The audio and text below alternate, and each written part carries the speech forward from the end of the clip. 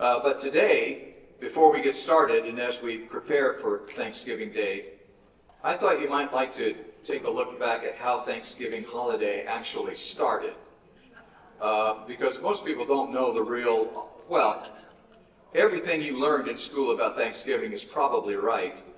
But there are a few details that were left out of the history books. And what the history books have left out is how the Pilgrims came to celebrate Thanksgiving in late November.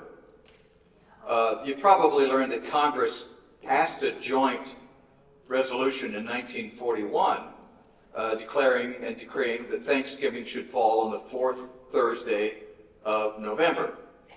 But the first Thanksgiving was actually in 1621, so many, many years before 1941. And what happened was the Pilgrims at the time had become friendly enough with the natives of America, so they decided to teach them how to play football. And after this long, hard game of football, for which nobody knows the score because the scoreboard was out, they decided to go hunting in the woods for something to eat. And that's when they came on this cave and they heard gobbling. And so like any football fan, they gobbled back. And sure enough, a turkey came strutting out, saw his shadow,